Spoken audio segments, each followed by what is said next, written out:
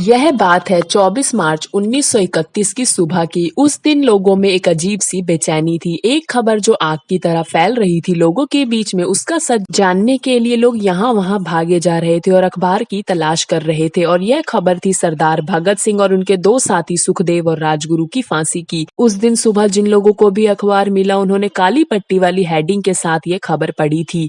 भगत सिंह, सुखदेव और राजगुरु को Lahore central jail में पिछली शाम 7:33 पर फांसी दे दी गई। वह सोमवार का दिन था और यह खबर काफी खौफनाक सिद्ध होता हुआ दिखाई दे रहा था। ऐसा माना जाता है कि उस शाम जेल में 15 मिनट तक इनकलाब जिंदाबाद के नारे गूंज रहे थे। केंद्रीय असेंबली में बम फेंकने के जिस मामले में भगत सिंह को फांसी की सजा हुई थी, उसकी तारीख 24 मार्च तय की गई थी। लेकिन उस समय पूरे भारत में इस फांसी को लेकर जिस तरह से प्रदर्शन और विरोध जारी था, उससे सरकार डरी हुई थी और इसी वजह से भगत सिंह, सुखदेव और राजगुरु को चुपचाप तरीके से तय तारीख से एक दिन पहले ही फांसी दे दी गई थी।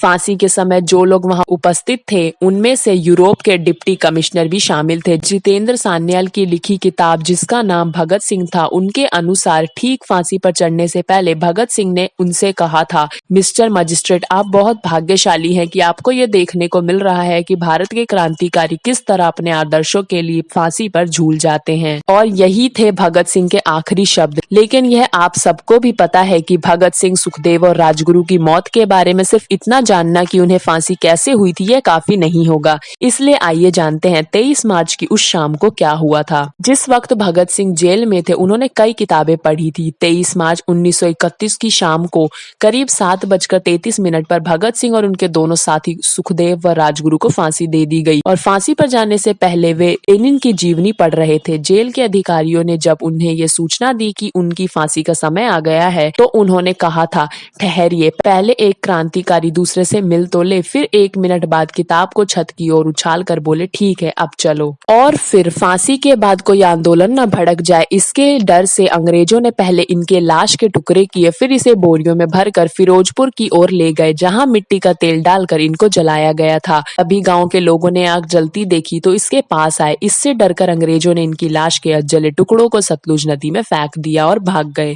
जब गांव वाले पास आए, तब उन्होंने इनके मृत शरीर के टुकड़ों को एकत्रित कर विधिवत रूप से दाह संस्कार किया। लेकिन अभी तक भगत सिंह, सुखदेव और राजगुरु की फांसी को लेकर काफी विवाद हमें सुनने को मिल जाते हैं। इस बारे में हर जगह एक सी जानकारी हमें नहीं मिलती, लेकिन कुछ किताबों और फिल्मों में यह जानकारी है कि 23 तारीख को आखिर क्या हुआ था। और उन फिल्मों में यह दिखाया गया है कि भगत सिंह के परिवार और बाकी लोगों को किसी तरह से इस बात की जानकारी मिल जाती है कि तीनों क्रांतिकारियों को सजा की तय तारीख से एक दिन पहले ही फांसी दी जा रही है। उन फिल्मों के अनुसार परिवार और बाकी लोग जेल के बाहर प्रदर्शन शुरू कर देते हैं और तभी अंदर उन्हें फांसी दे दी जाती है। जब लोग जेल के अंदर घुसने की कोशिश करते हैं, तीनों की लाश को अंग्रेजों द्वारा दूसरे गेट से बाहर निकाला जाता है, लेकिन गाँव के लोग उनके परिवार समेत उनकी मृत शरीर तक पहुंच जाते हैं। और अंत में यह भी दिखाया गया है कि किस तरह ब्रिटिश पुलिस उन तीनों की लाश के टुकड़े कर उन्हें जला देती है। अब ये जानने से पहले कि आखिर उन्हें सजा हुई क्यों थी, अगर आपने अभी तक वीडियो को लाइक एंड चैनल को सब्सक्राइब नहीं किया है तो जल्दी से कर लीजिए। तो आइए जानते हैं इसका कारण। अंग्रेज सरकार दिल्ली की असेंबली में पब्लिक सेफ्टी बिल और ट्रेड डिस्प्यूट बिल लाने की तैयारी में थी। यह बहुत ही दमनकारी कानून थे। सरकार इन्हें पास करने का फैसला कर चुकी थी। शासकों का इस बिल को कानून बनाने के पीछे उद्देश्य था कि जनता में क्रांति का बीज जो पनप रहा है, उसे अंकुरित होने से पहले ही खत्म कर दिया जाए।